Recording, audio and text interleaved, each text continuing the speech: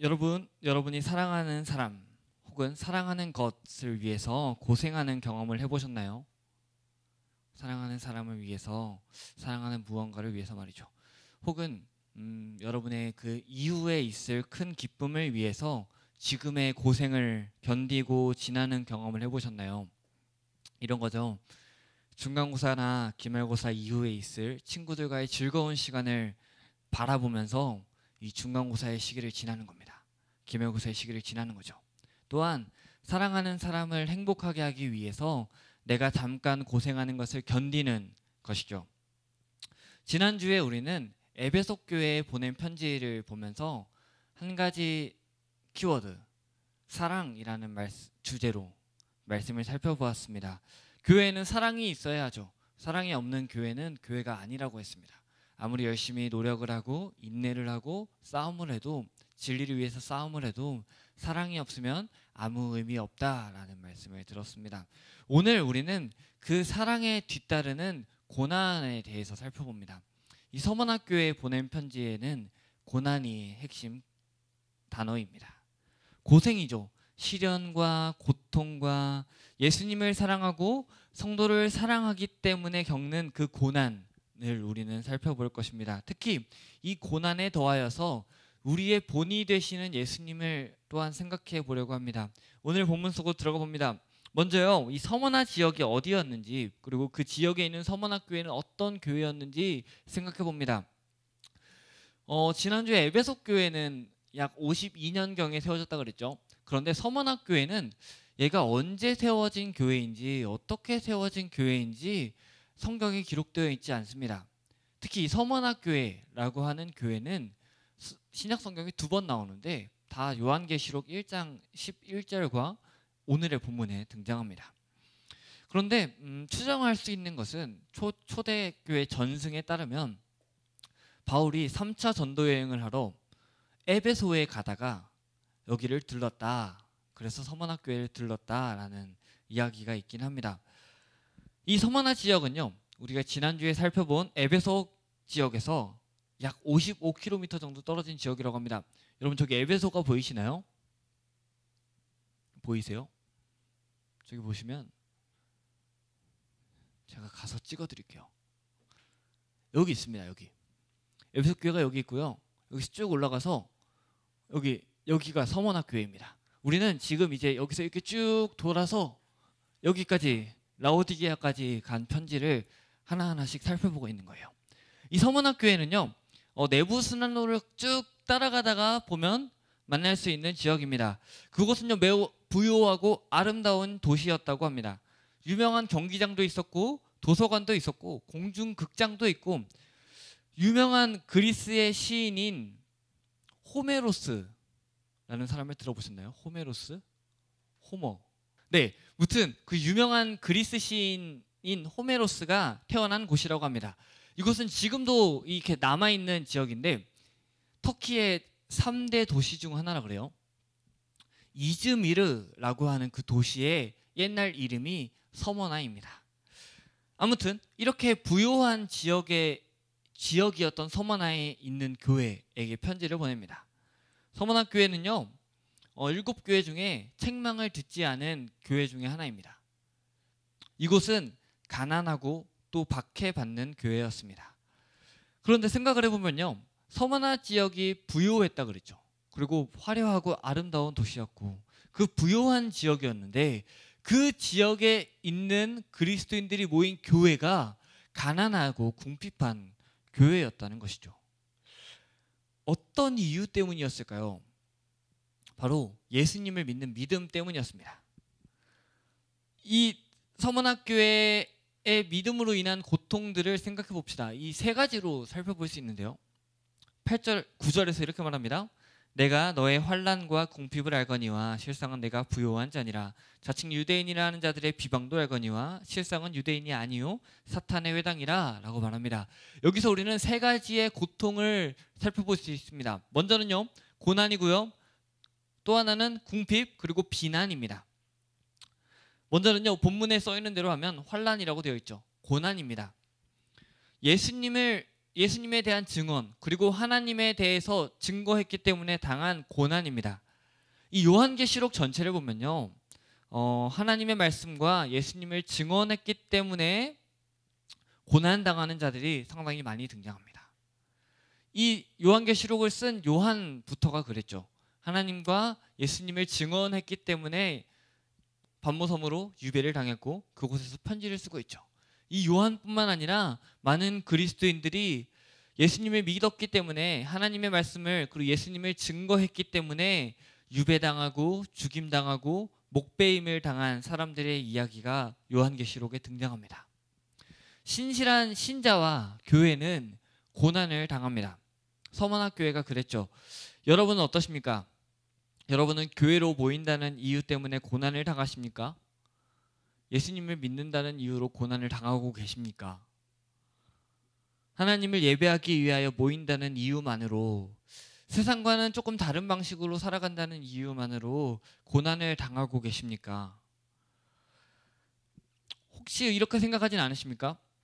유배와 죽임, 목배임이 아니잖아. 지금 내가 당하는 것은. 그러니까 나는 고난을 당하는 것이 아니네? 라고 생각하진 않으십니까? 여러분들이 예수님을 믿는다는 이유로 부당하게 취급당하는 것이 있다면 여러분도 그 고난에 동참하고 있는 것입니다. 그런데 우리가 이런 고난 중에 있을 때에 위로가 되는 사실이 하나 있습니다. 우리의 고난은 본이 있는 고난입니다. 그 본은 바로 예수님이시죠.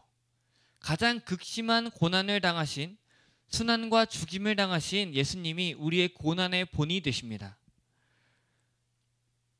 그리고 그 고난의 본이 예수님이시기 때문에 그 고난을, 죽음을 이기신 예수님을 바라보면서 우리는 이 고난을 견딜 수 있는 것입니다.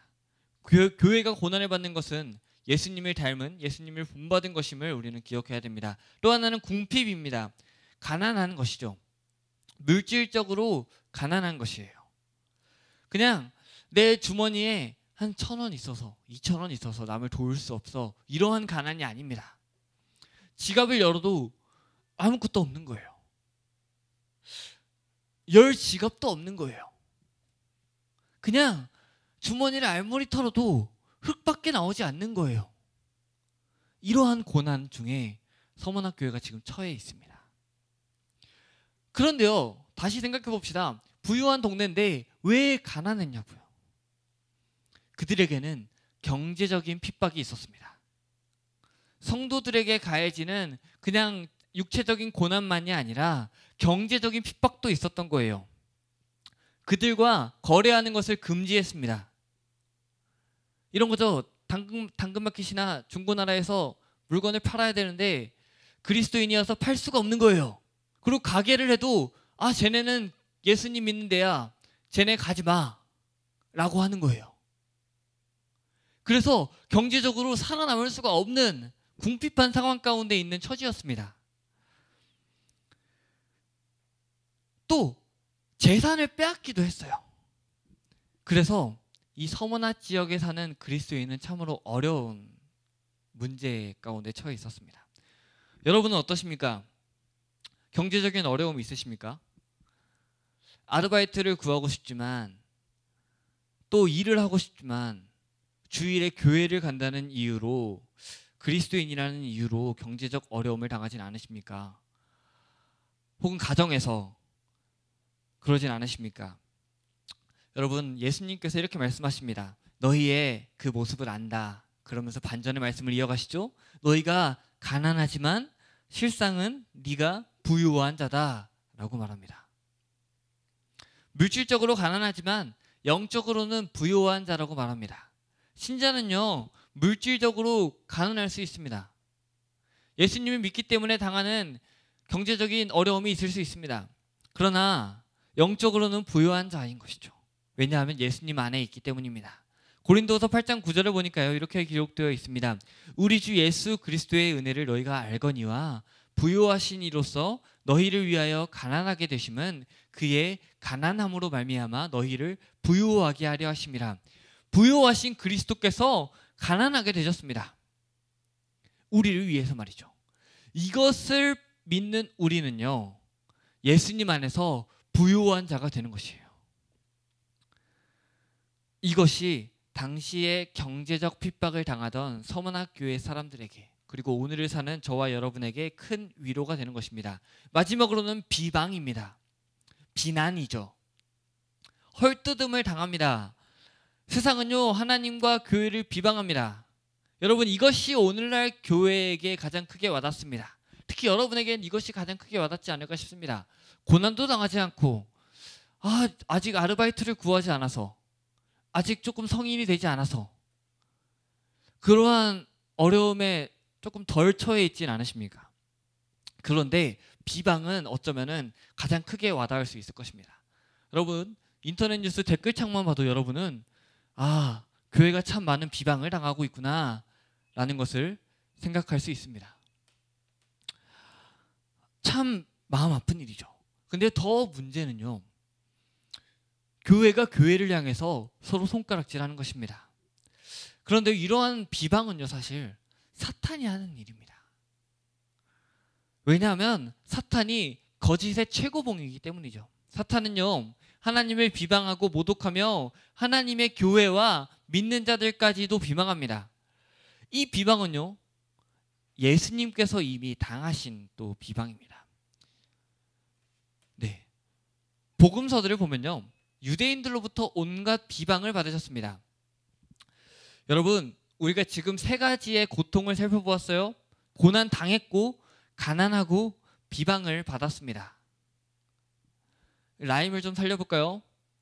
고난, 가난, 비난, 난 이렇게. 여러분 기억할 수 있을까요? 고난, 가난, 비난. 이 세 가지의 난을 당했습니다. 여러분, 이 고난과 가난과 비난은 결국 예수님이 이미 당하셨던 것을 당하는 것이며, 이미 예수님께서 승리하신 그 사건을 당하는 것입니다. 이미 예수님께서 승리하신 사건을 우리가 예수님 안에서 당합니다. 고난을 당하고 비난을 받고 가난을 겪습니다.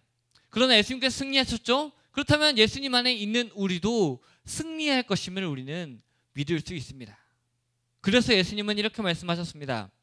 너는 장차 받을 고난을 두려워하지 말라.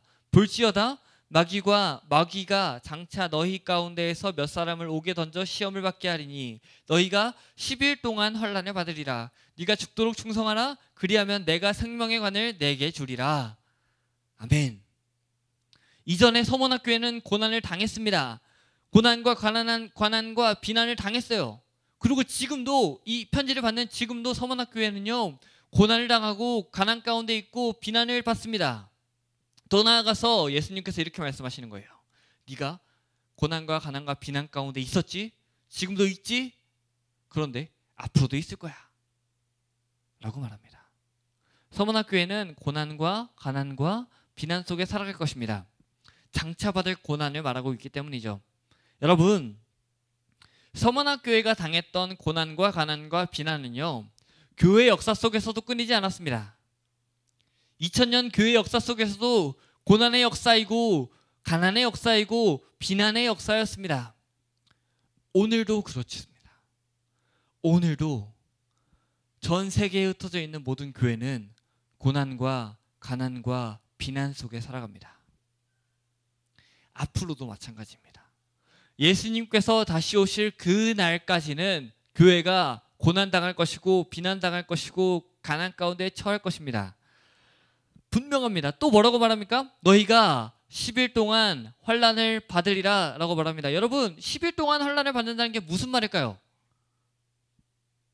오늘이 10월 11일이기 때문에 여러분 10월 21일까지 여러분은 고난을 당할 것입니다. 이렇게 말하는 것일까요? 적어도 그건 아닌 것 같습니다. 왜냐하면 서문학교에게 너희가 10일 동안 고난을 받으리라 했는데 지금 한 2000년이 지났죠. 그런데 아직도 환난을 받고 있는 거 보면 10일 동안이 그냥 단지 숫자 10일은 아닌 것 같습니다. 그런데 요한계시록에 나타난 숫자 10을 자세히 보면요, 여러분 요한계시록에 상당히 숫자가 많이 나타납니다. 그 중에서 숫자 10을 이렇게 쭉 보면요, 이러한 의미를 가질 수 있음을 볼 수 있습니다. 먼저는요, 긴 시간이 아니고 제한된 짧은 시간이라는 겁니다. 또 하나는요, 극도로 강한 고난이 가득 찬 모습을 나타냅니다. 즉 이렇게 되는 겁니다. 서문학교회는요, 그리고 모든 세대의 교회는요, 모든 시대의 교회는요, 모든 지역의 교회는요, 끝이 있는, 그러나 그 안에서 극도로 강한 충만한 고난을 당했고 당하고 있으며 당할 것입니다. 여러분에게도 있을 거예요. 그 충만한 고난이 여러분에게도 반드시 있을 것입니다. 예수님을 믿기 때문에 당하는 고난, 그 충만한 고난이 여러분에게 있을 것입니다. 그 절정이 무엇일까요? 고난의 절정은 죽음입니다. 그래서 지금 10절에서 이렇게 말하죠. 네가 죽도록 충성하라. 죽음에 이를지라도 충성하라고 말합니다. 많은 신앙의 선배들이 예수님을 믿기 때문에 고난과 가난과 비난을 당했고 죽음에 이르렀습니다. 순교죠. 죽음에 이르는 이 충성, 교회가 보여야 할 이 죽음에 이르는 충성, 누가 먼저 보이셨을까요?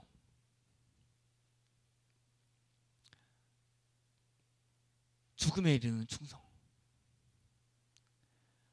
예수님이 먼저 보이셨습니다. 예수님은요, 교회를 위해서, 저와 여러분을 위해서 죽기까지 충성하신 분이십니다. 이 땅에 오셔서 가난하게 되시고 죽음에 이르기까지 충성하셨죠. 이것이요, 우리가 살게 된 원인이고 충성할 원인이 됩니다. 우리가 믿음의 길을 걸어가면서 예수님을 바라본다 그랬습니다. 예수님을 바라보면서 믿음의 경주를 다한다 그랬습니다. 여러분, 히브리서에서도 그렇게 말했었죠. 그 예수님은요, 우리를 위해 죽기까지 충성하신 예수님이십니다. 우리가 바라보아야 할 그분은요, 사실 지금 우리 가운데 계시는 분이시고요, 여러분이 앞으로 살아가면서, 평생에 살아가면서 고난을 당할 것이고 가난 중에 있을 것이고 비난 중에 있을 것인데 그곳에서도 여전히 동행하시는 분이십니다. 이 사실이 어려운 시기를 건너는 저와 여러분에게 위로가 되는 것입니다. 그리고 이 길의 끝에는 무엇이 있을까요? 영원한 하나님의 나라에서 누릴 영원한 생명이 기다리고 있습니다. 사랑으로 인한 고난을 잊고 사는 시대를 살아가는 여러분, 우리가 예수님을 믿기 때문에, 하나님을 예배하는 그리스도인이기 때문에, 삶에서도 그리스도인이라는 정체성을 가지고 살아가기 때문에 우리에게는 고난이 있고 가난이 있고 비난이 있을 것입니다. 그 어려움은 극심할 것입니다. 여러분이 시험 기간에 겪는 그 고난과는 비교할 수도 없을 것입니다. 여러분이 시험 기간에 겪는 고난은 진짜 10일이죠. 그러나 예수님을 믿기 때문에 당하는 고난은 평생입니다. 그 어려움이 더 심할 것입니다. 너무나 괴로워서 미쳐버릴 수 있습니다.